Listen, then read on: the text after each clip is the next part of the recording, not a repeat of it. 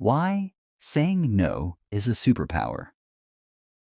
Imagine waking up one morning and realizing that every yes you've ever said out of guilt, fear, or obligation has slowly stolen pieces of your time, energy, and peace of mind.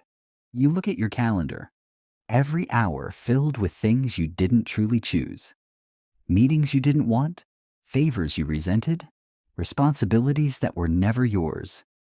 You feel exhausted, not from life itself, but from the life you've agreed to live for others. This is not just about being busy.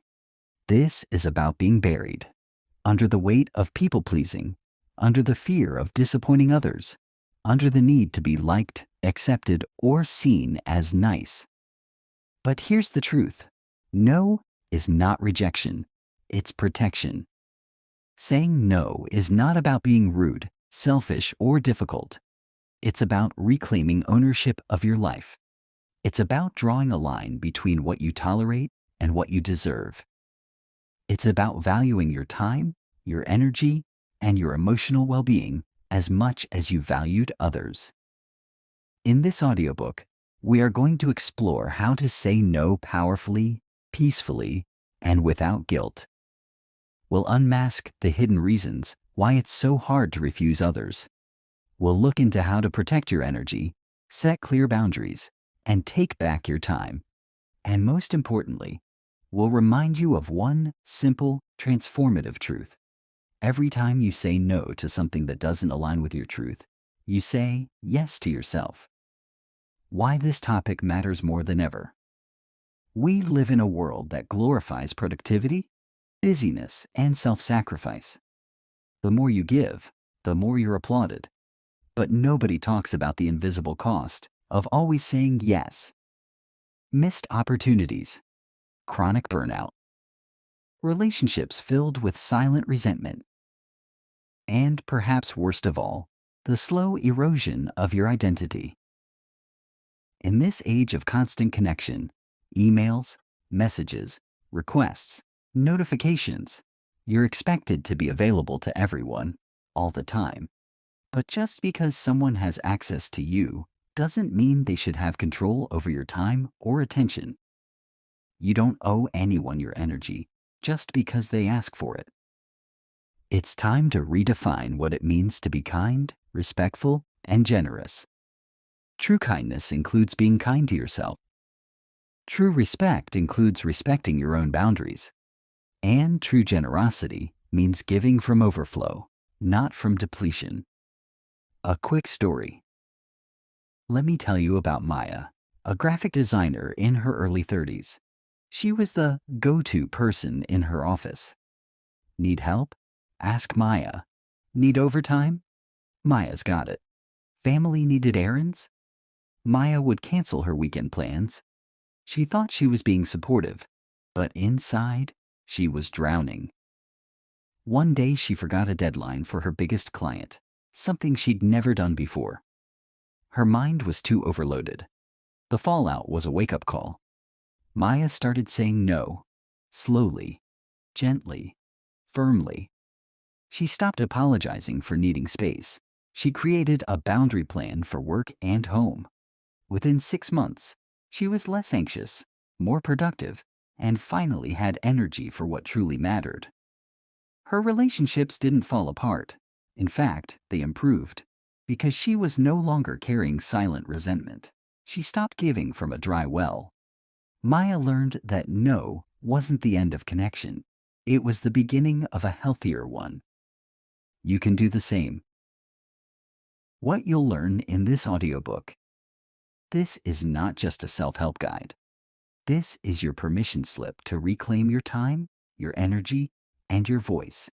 In the chapters ahead, you'll learn why saying no feels so uncomfortable and how to make peace with it. The hidden emotional traps that keep you overcommitted. How to say no without guilt, fear, or over-explaining. How to build boundaries that honor your values and time. How to deal with people who test your boundaries, and how to stand your ground. Real-life examples. Tools, scripts, and mindset shifts that you can use today This audiobook will challenge you, empower you, and most of all, free you. Because once you start saying no with confidence, you'll realize you've been spending your life reacting, not choosing, and that ends now. So take a deep breath. You don't have to be everything for everyone. You don't need anyone's permission to protect your peace. You're not here to constantly explain or overextend yourself. You're here to live fully, love deeply, and protect what matters most. And sometimes that starts with a single powerful word: no. Are you ready? Let's begin. Chapter 2: The Psychology of People-Pleasing. Let's go deeper. If saying no is so simple, just 2 letters, then why is it so hard? Why do your palms sweat, your throat tighten, and your mind race with worst-case scenarios every time you think about declining a request?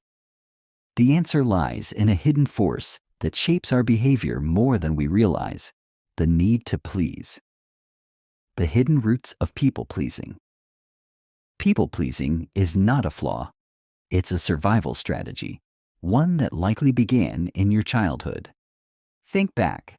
Were you praised only when you were helpful, quiet, or agreeable? Were you punished, directly or subtly, when you spoke up, said no, or prioritized your own needs? As children, we quickly learn one thing: love often feels conditional, and to avoid conflict, rejection, or disapproval, we shapeshift. We become what others need us to be, at the cost of who we truly are. This early conditioning leads to a powerful subconscious belief: if I make others happy, they won't leave me, judge me, or hurt me. But here's the problem. People-pleasing is a short-term solution with long-term damage. You end up betraying yourself again and again until you don't recognize your own wants, limits, or identity. The emotional drivers behind yes. Let's explore some of the most common emotional reasons behind chronic people-pleasing. 1. Fear of rejection. You worry that if you say no, others will be upset or abandon you. You've linked your worth to how much others accept you, even if it comes at your expense. 2. Fear of conflict. You'd rather suffer silently than confront someone. Saying no feels like an invitation to argument or tension, which you've been trained to avoid. 3. Need for validation. You feel valuable when others approve of you. Their praise feels like oxygen. Their disappointment feels like failure. 4. Guilt. This is the big one. You feel selfish for putting yourself first. You believe that denying someone, even politely, makes you a bad person. 5. Fear of hurting others. You care deeply about others' feelings, sometimes more than your own, but protecting others from discomfort isn't your job when it costs your peace. Each of these emotions is powerful, but unchecked, they become a leash that others unknowingly or deliberately tug on, pulling you into commitments, conversations, or obligations you don't want to be in. The cycle of self-betrayal. Here's what happens. You say yes when you want to say no. You feel overwhelmed, resentful, or anxious. You blame yourself for feeling this way. You suppress your needs again. You repeat this cycle until burnout, emotional shutdown, or silent resentment take over. This is not kindness. This is self-neglect dressed as generosity. People-pleasing is emotional camouflage. Let's call it what it is. People-pleasing is emotional camouflage. You hide your truth to stay safe, invisible, or accepted. But in doing so, you send a message to your nervous system: my needs don't matter. My truth is dangerous. I am only safe when I make others happy. Over time, this turns into a deep disconnect from yourself. You don't just avoid saying no. You forget how to even identify your true yes. You lose your voice. But here's the truth you must hold on to. You are not responsible for how others feel when you honor your own limits. You are not selfish for protecting your time. You are not cruel for prioritizing your peace. You are human, and you deserve the same care you give so freely to others. The cost of constant approval. Let's be brutally honest. People-pleasing doesn't actually create stronger relationships. It creates shallow ones, built on fear, not authenticity. When you say yes just to be liked, you're not offering love. You're offering your own exhaustion. And the people who truly love you don't want a hollow version of you. They want the real you, even when you say no. Here's something powerful to remember. You teach people how to treat you by what you tolerate. And when you never say no, you unintentionally tell the world that your needs come last, that your time is free, that your energy is always available. But it's not. It never was. Rewiring your mindset. To break free from people-pleasing, you must rewire the beliefs behind it. Start here. Saying no does not make you bad. It makes you honest. Disagreement does not mean disconnection. Boundaries don't push people away. They protect the closeness that matters. You are allowed to be kind and clear, compassionate and assertive. It's time to unlearn the lie that your worth is measured by how much you bend, stretch, or sacrifice for others. Your worth is not tied to your usefulness. You are enough, just as you are. In the next chapter, we'll look at what happens when you don't set boundaries, how your mental, emotional, and even physical health suffer from the weight of constant yeses. Ready to see the cost of avoiding your truth? Let's turn the page. Chapter 3. What happens when you don't set boundaries? You may think that saying yes all the time makes you a better friend, a more loyal employee, or a more loving partner. But let's be clear. When you fail to set boundaries, you're not being helpful. You're being harmful to yourself. Boundaries are not about building walls. They're about building balance. When you ignore your need to say no, to step away or to protect your energy, you're slowly tearing away at your own well-being. And the effects aren't just emotional. They're mental, physical, spiritual, and relational. Let's explore what really happens when boundaries are absent. 1. You live in a constant state of overwhelm. When you don't set limits, your calendar fills with obligations you didn't choose. Your energy gets pulled in 10 different directions. You never feel caught up. You're always chasing, always behind.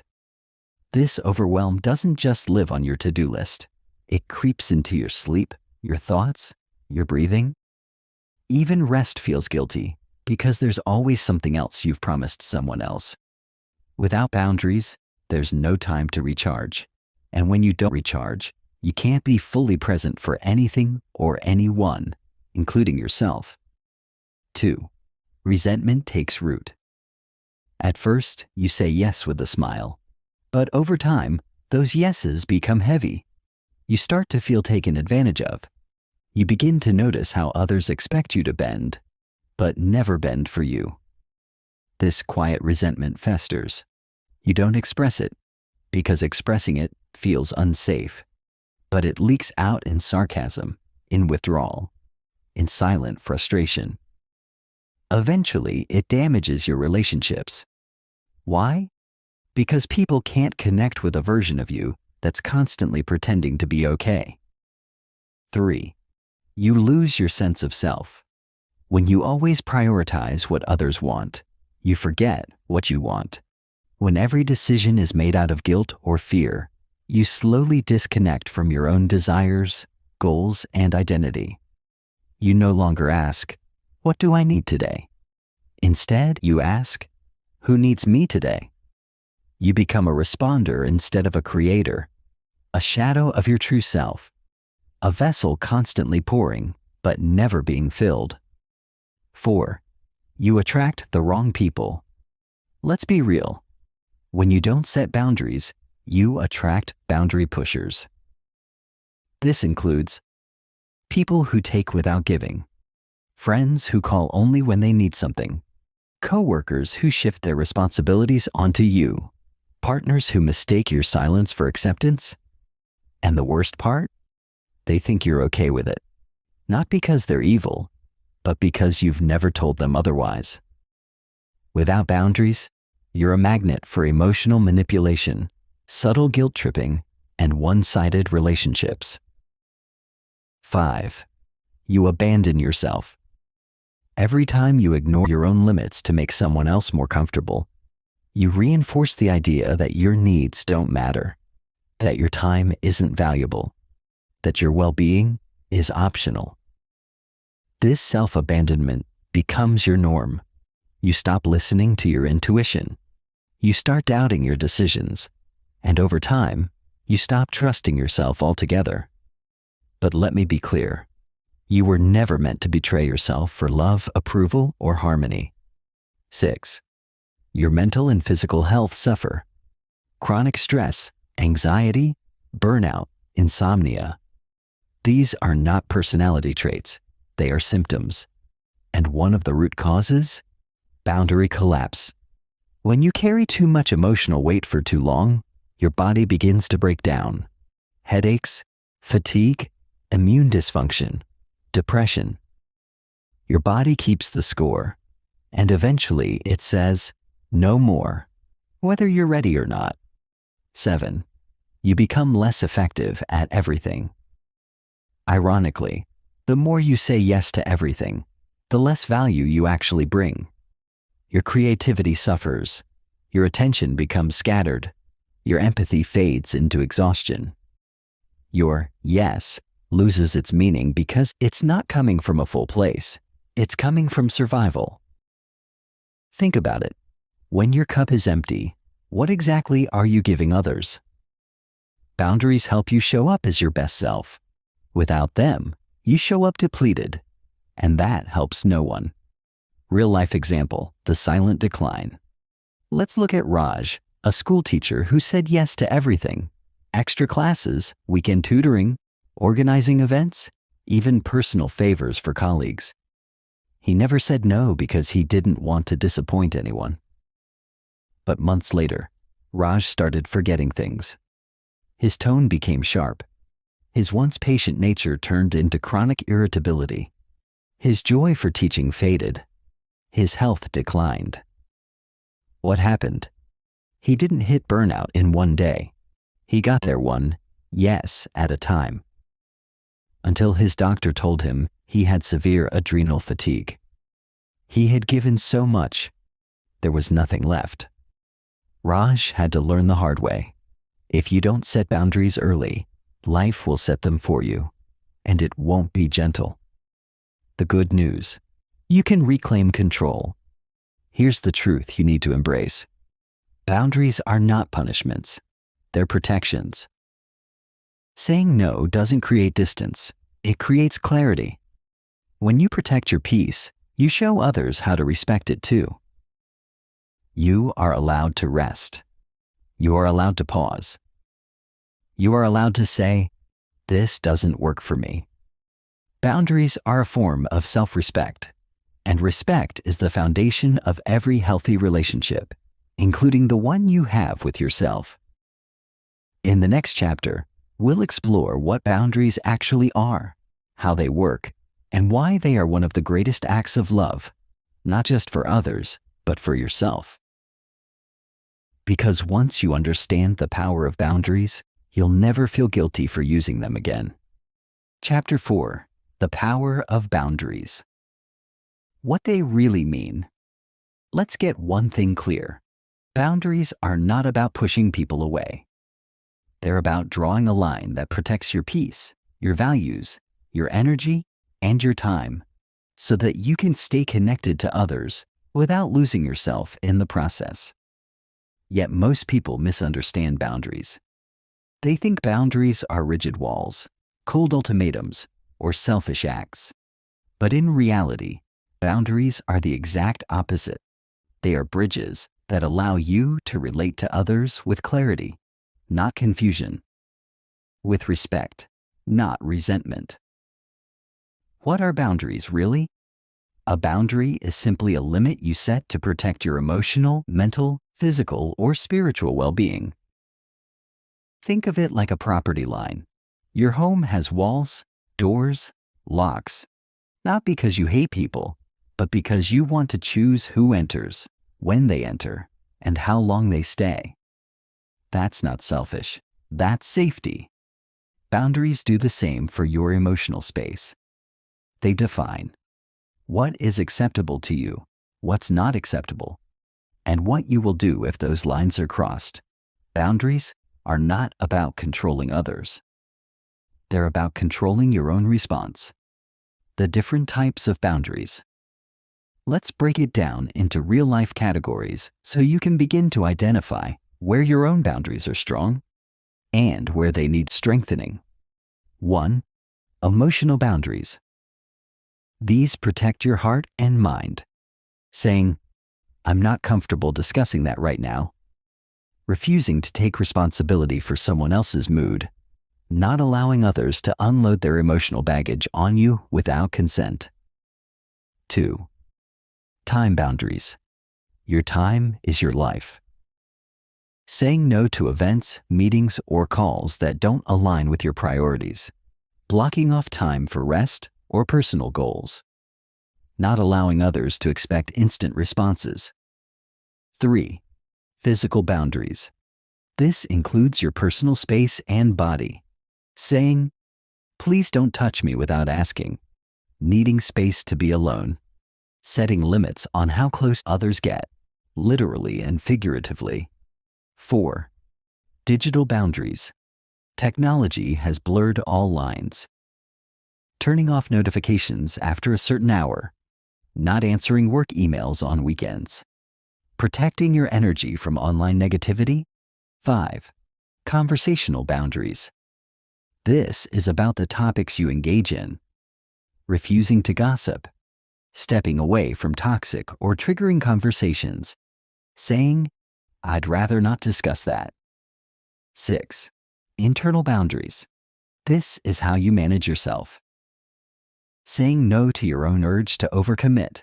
Stopping negative self-talk. Protecting your time from distractions and procrastination.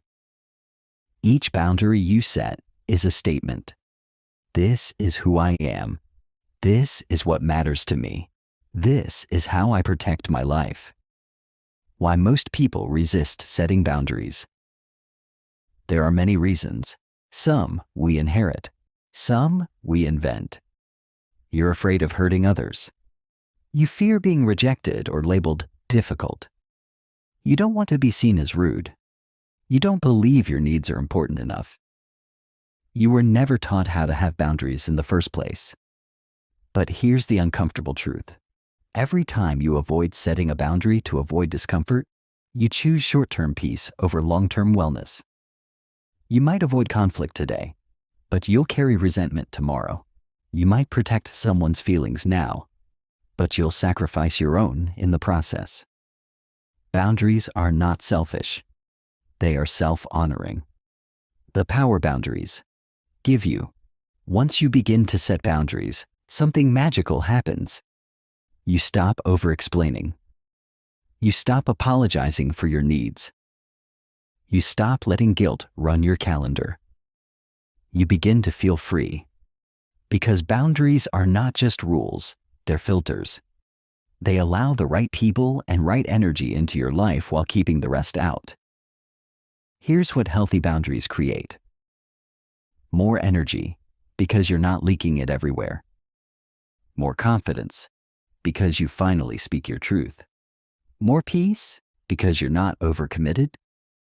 Stronger relationships, because they're based on honesty, not obligation. Mindset shift. Boundaries are an act of love. Let's rewrite the story. Setting boundaries doesn't mean you're cold. You don't care. You're selfish. It means you respect yourself. You communicate clearly. You want authentic, lasting connections. Think about it this way. Without boundaries, love turns into obligation. With boundaries, love is chosen, not demanded. Boundaries don't push people away. They invite the right people to come closer. With respect. Chapter 5. The Guilt Trap. Overcoming emotional blackmail. You finally build up the courage to say no. Your voice is calm. Your words are clear. But then it hits you, the guilt. That heavy, invisible weight pressing down on your chest. You replay the conversation. You wonder if you were too harsh. You second-guess your decision. You feel like a bad person for simply honoring your limits. Sound familiar? That feeling is not weakness. It's a signal, one that you've been emotionally conditioned to respond to. Guilt is the leash that pulls people-pleasers back into silence. It's not just emotional, it's strategic, and sometimes it's used against you. Let's talk about the guilt trap and how to escape it for good. Why we feel guilty for saying no. From childhood, we are taught to be polite, agreeable, and obedient. Don't say no to your elders. Be a good boy, girl. If someone needs help, you help them. Don't make anyone upset. These messages are embedded in us long before we ever understand boundaries. So later in life, when we finally do say no, it doesn't feel like strength. It feels like betrayal, not of others, but of everything we were taught to believe is right. But here's the truth. Guilt does not mean you've done something wrong. It often means you've done something different, something healthy, perhaps for the first time. The psychology of guilt. Guilt is an emotion that's meant to help us correct behavior when we've genuinely harmed someone. But for chronic people pleasers, guilt becomes distorted. You feel guilty for taking a day off, turning down an invitation, saying you're unavailable, choosing yourself. That's not guilt. That's self-betrayal in disguise. The moment you start living in alignment with your truth, guilt will try to pull you back into your old identity, the one that kept everyone else happy while draining you dry. Emotional blackmail. When guilt is weaponized, some people in your life may not react well to your boundaries. They may question your loyalty, accuse you of being selfish, play the victim, say things like, "After all I've done for you," give you the silent treatment, use phrases like, "You've changed." This is emotional blackmail. It's not about your well-being, it's about their control. Let me say this clearly. Anyone who makes you feel guilty for protecting your peace was benefiting from your lack of it. How to deal with guilt. When it rises, you can't eliminate guilt entirely, but you can learn how to respond to it, not react to it. Here's how. 1. Acknowledge the guilt without believing it. Say to yourself, "I feel guilty, but that doesn't mean I'm wrong." This separates the emotion from the action. 2. Practice reality checking. Ask, did I lie, insult, or hurt someone intentionally? Or did I simply express my needs respectfully? Chances are your guilt is based on old programming, not actual harm. 3. Breathe through the discomfort. Your nervous system is wired to react when you break a people-pleasing pattern. Sit with the discomfort, breathe into it, let it pass. You're not doing something wrong, you're doing something new. 4. Reaffirm your why. Remind yourself, I'm saying no to protect my health. I'm not responsible for how others feel about my boundaries. I can be kind and say no. Affirm your truth. Don't abandon it the moment someone disapproves. Scripts to deflect guilt traps. Here are a few graceful ways to set boundaries without engaging in guilt spirals. I understand that this may be disappointing, but I need to honor my capacity. I care about you. And that's why I want to be honest instead of overcommitting. I hope you understand, but I've decided not to take this on right now. That doesn't work for me, and I appreciate your understanding. You don't owe long explanations. You don't need permission to protect your energy. A clear no is far more loving than a resentful yes. Real life example, the friend who guilt-tripped. Let's talk about Alex. Every time he declined plans with his old college friend, she'd say things like, "Oh wow, too busy for me now? I guess you've moved on. Just say you don't care anymore." At first, Alex caved in every time, feeling awful for making her feel excluded. But then he realized her disappointment wasn't about him. It was about her expectation. So Alex started responding with calm, confident boundaries. "I care about you, and I also need downtime after work. Let's plan for another day that works for us both." Eventually, she stopped guilt-tripping. Why? Because she learned that his boundary wasn't up for debate. Guilt is a sign you're growing. Every time you set a boundary, guilt may try to knock on your door. But let that guilt be a sign, not a failure, but of freedom. It means you're rewiring years of conditioning. It means you're no longer available for self-sacrifice disguised as kindness. You're learning that it's okay to disappoint others if it means you're no longer disappointing yourself. Let the guilt pass. Let your power grow. In the next chapter, we'll get practical. We'll dive into how to say no without feeling bad. With real-world scripts, tone tips, and confidence-boosting techniques. Because saying no doesn't have to be scary. It can be simple. It can be kind. And with practice, it can become your new superpower. Chapter 6. How to say no without feeling bad. Saying no doesn't have to be dramatic. It doesn't require an apology tour or emotional gymnastics. You don't need to explain yourself for 10 minutes or give 20 reasons why you can't. But for many of us, the word no still feels like a door slammed shut. Final, cold, unkind. Let's change that. You can say no with kindness. You can say no with clarity. You can say no with confidence. And most importantly, you can say no and still be loved, respected, and connected. In this chapter, we'll break down exactly how to do it, with tools, scripts, tone strategies, and mindset shifts that make no feel natural. Step 1. Drop the apology. One of the biggest mistakes people make is leading with guilt.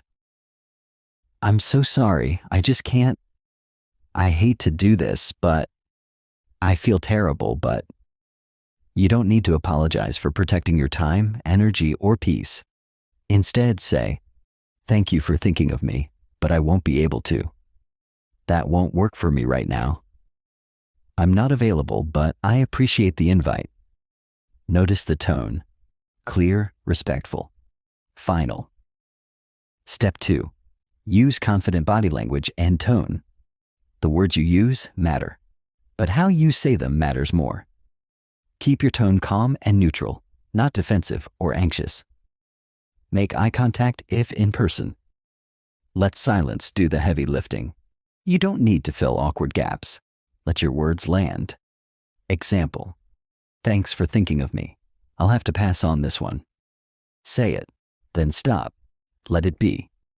People often test boundaries, not because they're malicious, but because you've trained them that your no is really just a maybe. It's time to retrain them. Step 3. Have go-to scripts ready. When you're under pressure, it's easy to panic and cave. That's why preparing responses ahead of time makes it easier to stand your ground. Here are some powerful no scripts you can adapt to your style. For social invitations. "Thanks so much, but I'm not available that day." "That sounds fun, but I'm prioritizing rest this weekend." "I won't be able to make it, But I hope you all have a great time. For work requests, I'd love to help, but my plate is full right now. I can't commit to that and still deliver quality on my current projects. Let's revisit this after current priority is finished. For family, friends pressuring you. I know this is important to you, but I'm not in a place to say yes right now. I need to put my own health first this week. I understand you may be disappointed, and I'm okay with that. Step 4.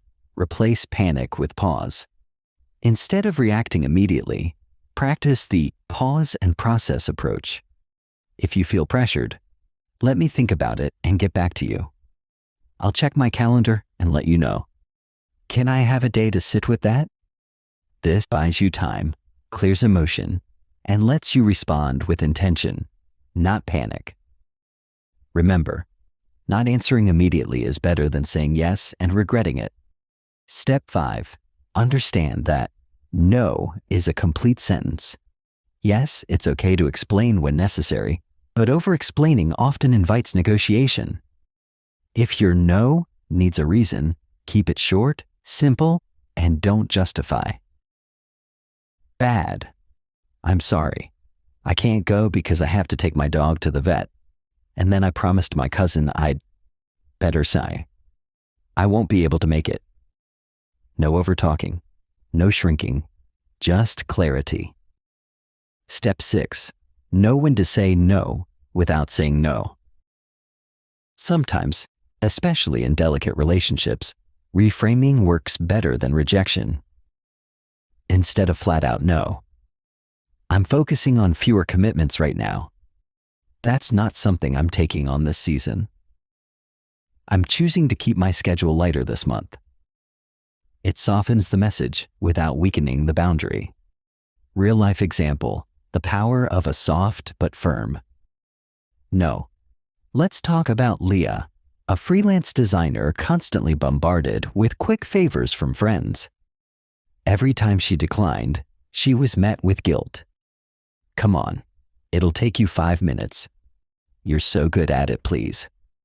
Leah started using this script. I appreciate your trust in me, but I have to prioritize my paying clients and personal time right now. At first, it felt uncomfortable, but with each no, her confidence grew. Her friends adjusted. And Leah?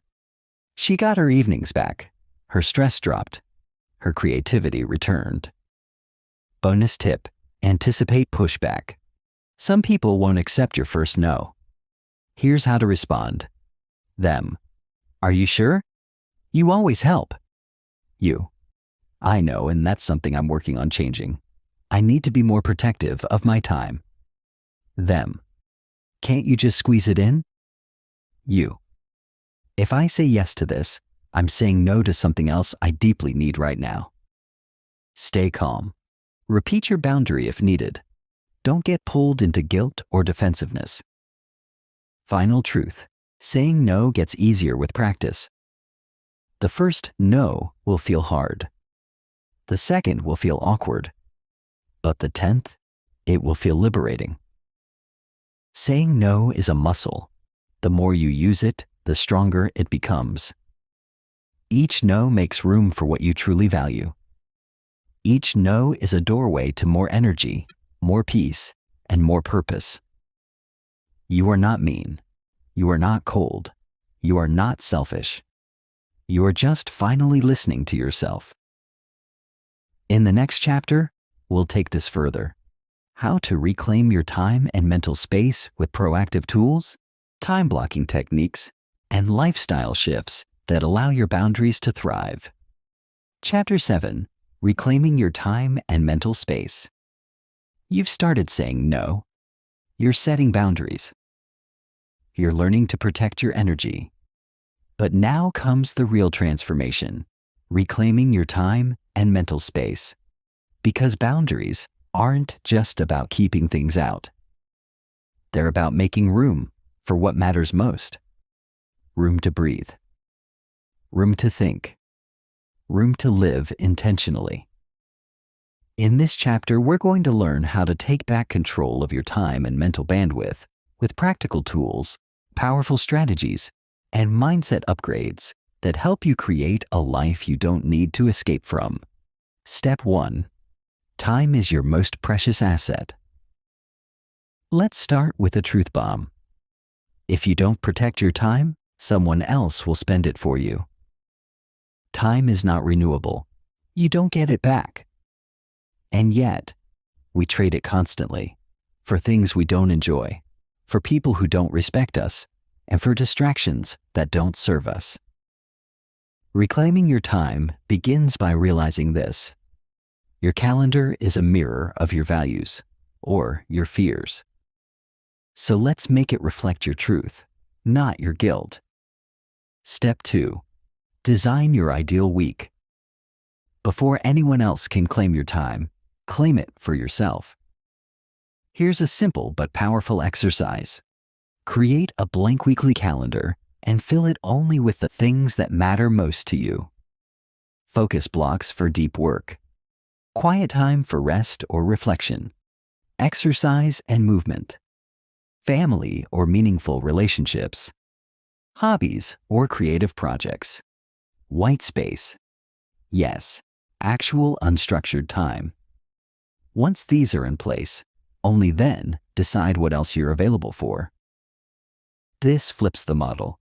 You no longer fit your life around obligations. You fit obligations around your life. Step 3. Create a no list. Most people have to-do lists. Few have don't-do lists, and that's the problem. Create a no list. This is your personal policy manual. It can include no meetings before 10 a.m., no social events during the work week, no phone notifications after 8 p.m., no unpaid work beyond 15 minutes, no multitasking during creative time. You're not being rigid. You're being intentional. Your no list is a commitment to sanity. Step 4. Practice time blocking. Time blocking is a method where you assign chunks of your day to specific tasks and fiercely protect those blocks. Examples: 9 o'clock, 11 a.m., creative work, no interruptions. 12 o'clock, 1 p.m., rest and recharge. 2 o'clock, 3 p.m., admin tasks. 5 p.m. onward, no work, only personal life. When your time has structure, you create space for flow, and you reduce the need to make 100 little decisions a day. Bonus tip: guard the gaps. These little just 10 minutes moments are where most of your energy leaks. Step 5. Declutter your mind. Mental clutter is the invisible enemy of clarity. It steals your peace. It's made of unfinished tasks, unspoken truths, unclear priorities, unprocessed emotions. Here's how to clean it up. Brain dump daily. Write everything down, then sort what truly matters. Do a digital detox. Log out, unfollow, mute, simplify. Practice the 3 deciseconds. Delete, delegate, or delay anything that doesn't require your energy today. The result? A quieter mind, a stronger focus, a better you. Step 6. Set digital boundaries.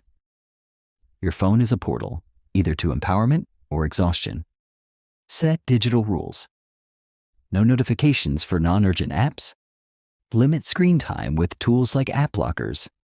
Unfollow accounts that drain your energy. Schedule tech-free blocks, especially at night. Remember, every notification costs attention. Every scroll costs intention. You don't owe the world 24/7's access to your mind. Step 7. Create energy rituals. Time management is energy management. So build rituals that refuel you. Morning routine, even 15 minutes of peace. Nature walks, meditation or journaling. Afternoon breaks with no screen. Weekly reset days to reflect and realign. Protect these like appointments, because they are appointments with your soul. Real life example: Daniel's time reboot. Daniel was a project manager drowning in emails, meetings, and stress. He said yes to everything. He checked his phone before brushing his teeth. His weekends disappeared into obligations.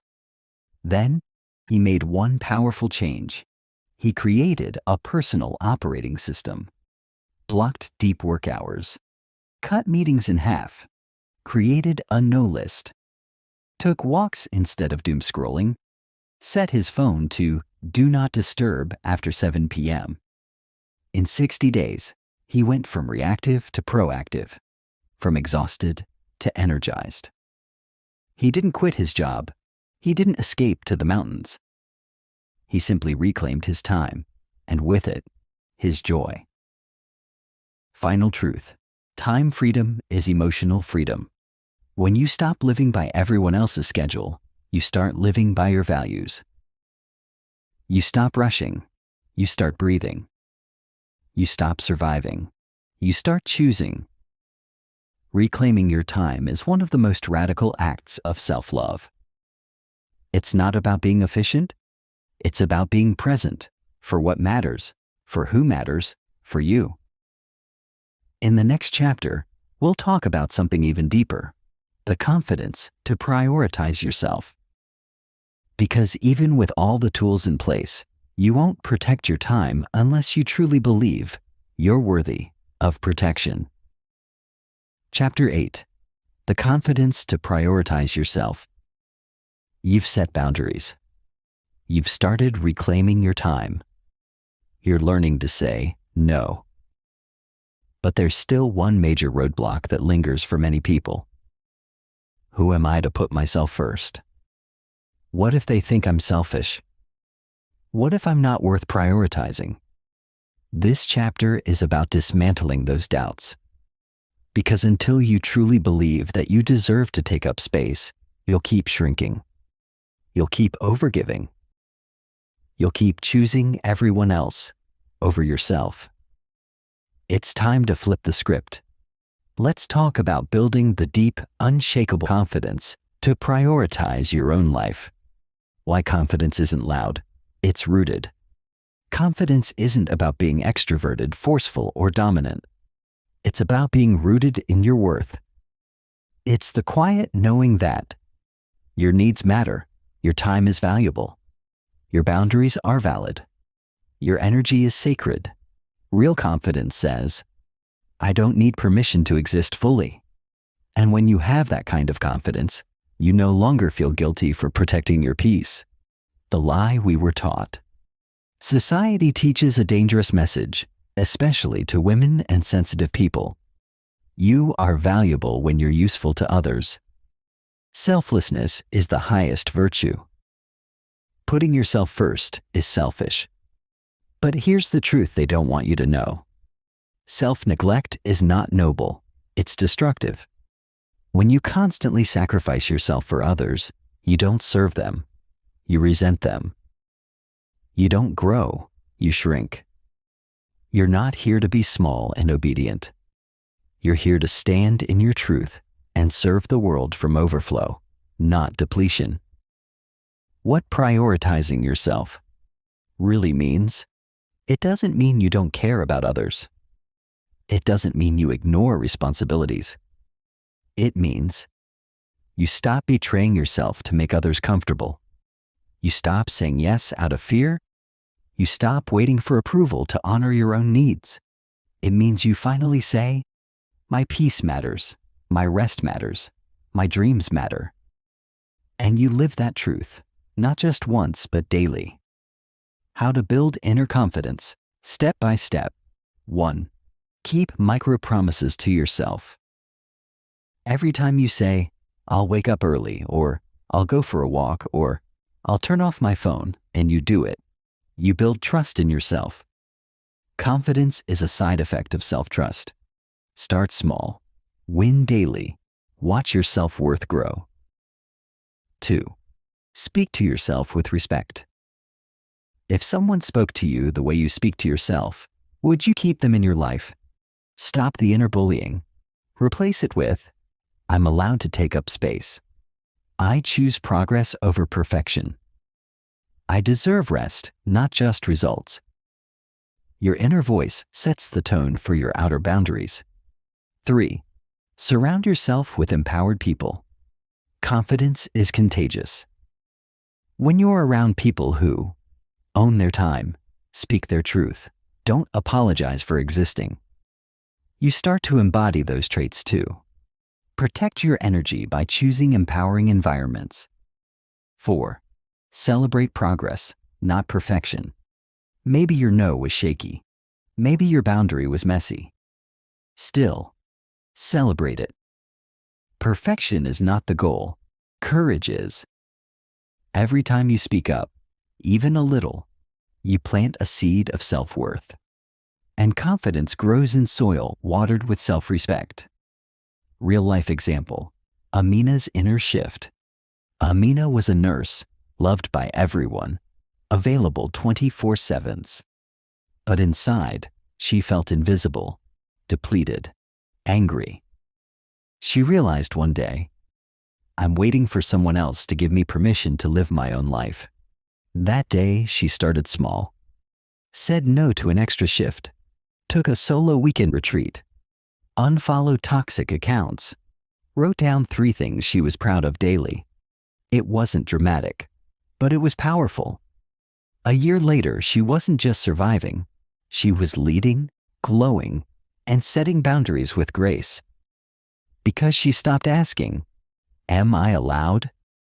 and started declaring, "I deserve." Ask yourself this: what would change if I believed I mattered as much as everyone else? What would I stop doing?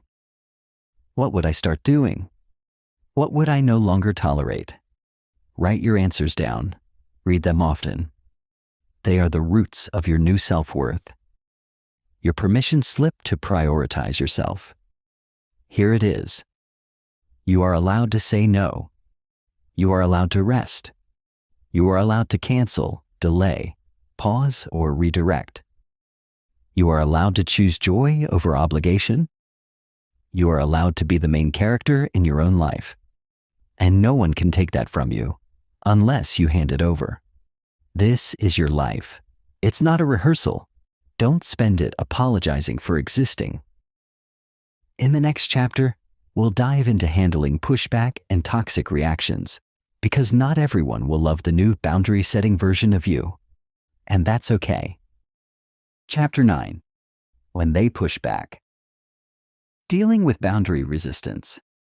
You found your voice. You've started saying no.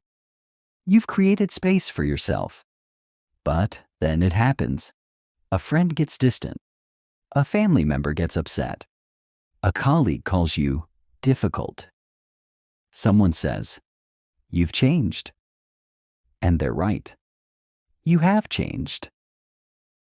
Because now, you're no longer the version of yourself who overextends, overcommits, or overexhausts to make others feel comfortable.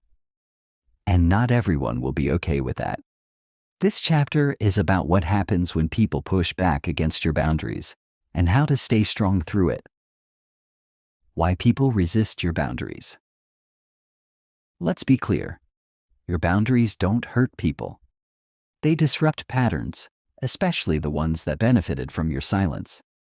Here's why people may resist.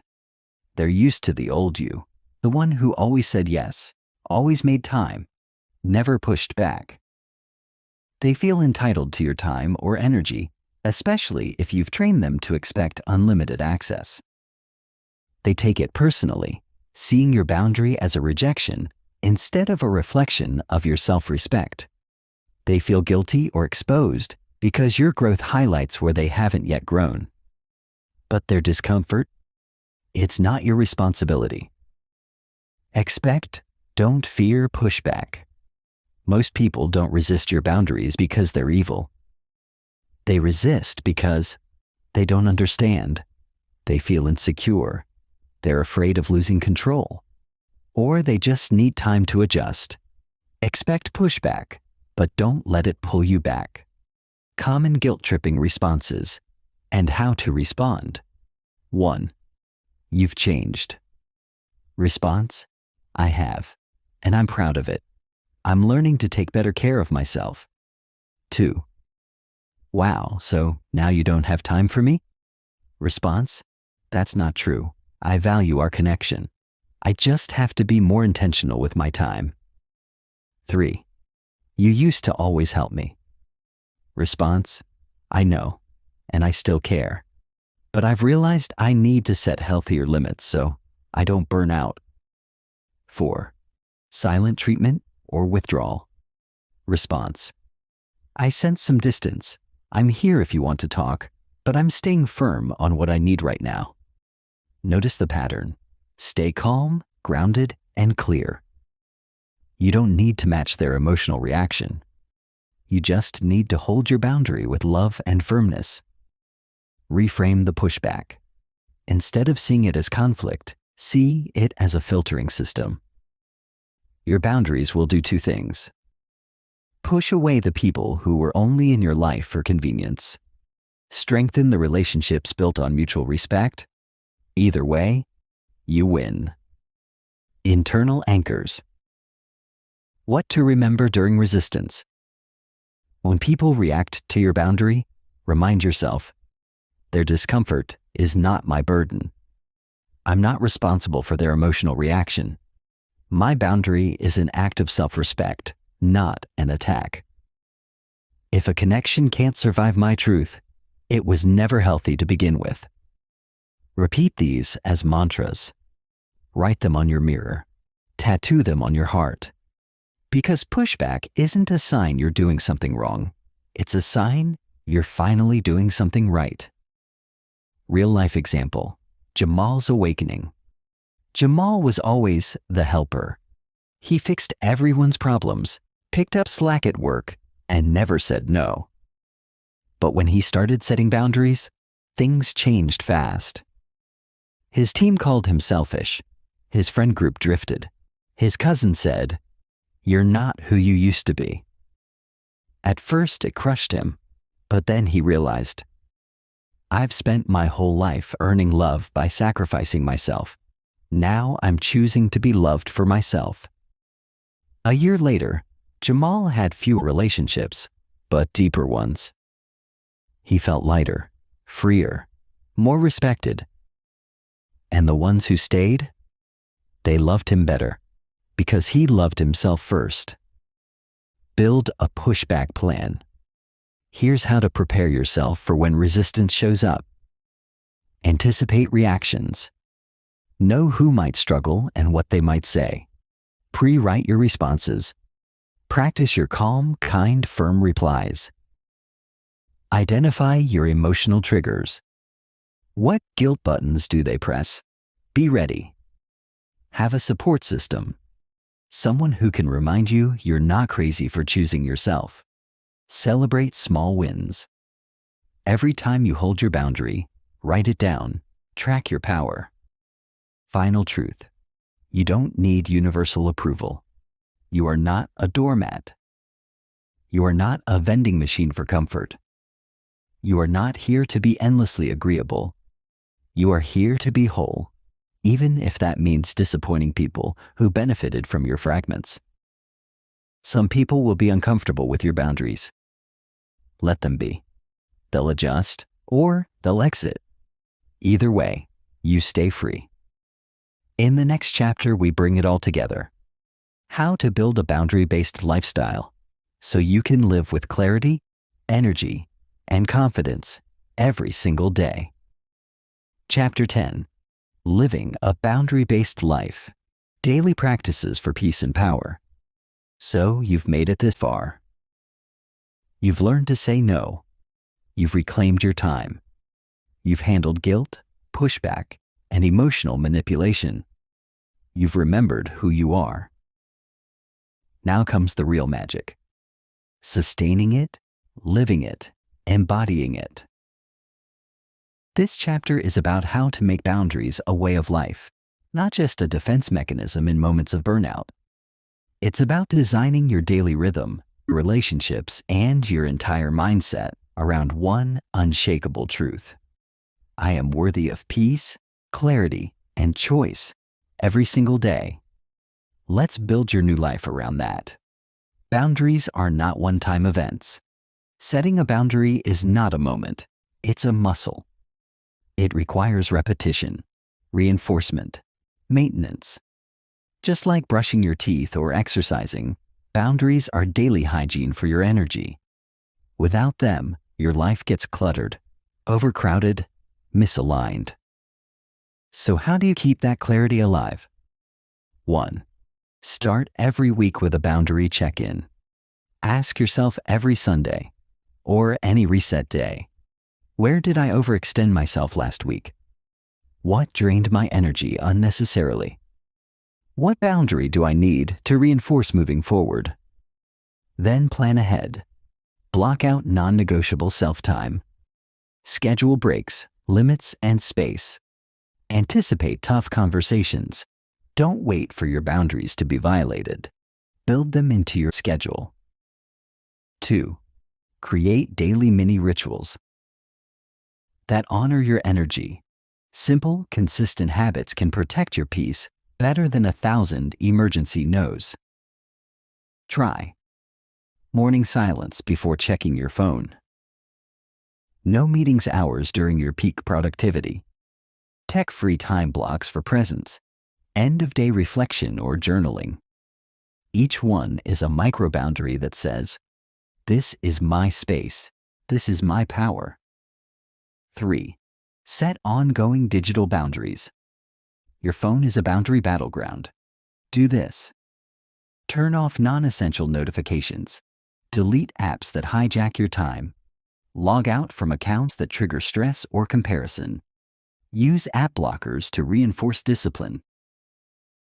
You don't have to be available all the time. Your attention is your power. Guard it fiercely. 4. Use the power of the pause. In any moment of pressure, when someone asks for a favor, when a text demands a response, when your calendar fills up fast, insert a pause. Say, let me think about it. Can I get back to you tomorrow? I'll need to check my availability. Pausing is powerful. It gives your nervous system time to respond, not react. It puts you back in the driver's seat of your decisions. 5. Make boundary conversations normal. Boundaries aren't just for moments of conflict. They should be part of everyday life. Practice saying, here's what works for me. I'm trying something new to protect my energy. Let's find something that feels good for both of us. When boundaries are woven into your communication style, they stop feeling like rejection and start feeling like respect. 6. Create a personal yes policy. Instead of just deciding what you'll say no to, get clear on your sacred yes. Ask, what do I want more of in my life? Who makes me feel most alive and seen? What activities truly energize me? Then protect those things like treasure. Because every no becomes easier when you're crystal clear on what you're saying yes to. 7. Don't negotiate core boundaries. Some things are flexible. Others are foundational. Decide your non-negotiables. For example, no toxic communication, no work after 7 p.m., no guilt-based obligations, no sacrificing mental health for niceness. You don't owe anyone access to your well-being. You are allowed to have standards. Real-life example, Mia's peaceful revolution. Mia was a successful entrepreneur, but always burnt out. She checked emails at midnight, said yes to every client request. She wore stress like a badge of honor. Until one day she asked herself, what's the point of success if I never feel peaceful? She shut down social media for a month, rebuilt her schedule around 3 priorities: focus, family, and freedom. Started ending every day at 6 p.m., no exceptions. Her income didn't drop, it grew. Why? Because she stopped leaking energy and started leading her life.